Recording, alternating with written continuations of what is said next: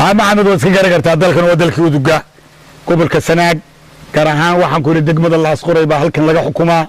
waxaan ku iska garan kartaa Geeldooreen ka soo baxnay eeshan waxa la yiraahdaa Calmadow baa la yiraahdaa waa dalkii quruxda waa dalkii dahabka waa dalkii uduga waa dalkii waxaan ku yiraahdaa beeraha waxaan ku waad ka garan kartaa waa dalkii waxaan ku hidiye dhaqanka iyo geel waad iska arki kartaa waxaan ku yiri Maxamedow hadda koor waxaan ku hees baan ka tiriyay halkan heesta waxa la yiraahdaa Sanaag dhulkan bilicdalo marayaan biyuhu dhulkan bilicdalo marayaan biyuhu beeraha qurxoon rabbi beerayo bilicdii Sanaag ma ku soo bara aad baa ma barwaaqayo abaar dhul bustaana oo biyo malab yihiin baariiska wacan beeri raaxada ma ku soo bara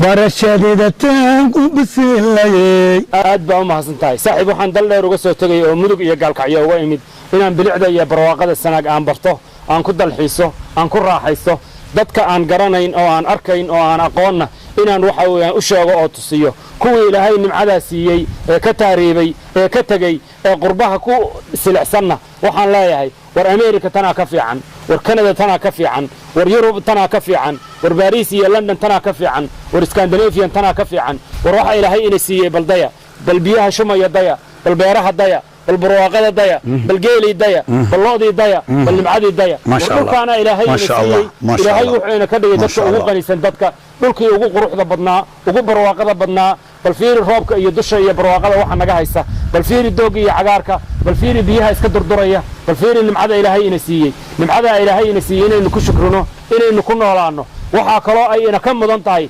nimcadaana waa ay dayacan tahay dayaca inaynu ka saarno jidka aanu marayna siliciisa iyo rafaadkiisa waa arkaysaa waa inaynu jidka inagu dhisannaa waa inaynu xoolaheena ku dhisannaa waa inaynu halku dhigi ahaa wanbix aynu wadada dhisnee nin hal bixiya nin sac bixiya nin waxar bixiya nin orgi bixiya nin mooska u soo baxaya bixiya nin liinta u soo baxaya bixiya nin cambaha u soo baxay ugu soo go'aya bixiya nin walba waxa weeyaan waxa uu bixinayo waa inuu bixiyaa waa inaynu wadankan aynu ka dhignaa laami waa inaynu ka dhignaa goob dalxiis oo adduunku inuu ku yimaado oo loo soo tamashla tago oo barwaaqadiisa laynala wadaago innagu inaynu tahriibno waxa ka mudan innaga laynoo soo tahriibo oo laynoo yimaado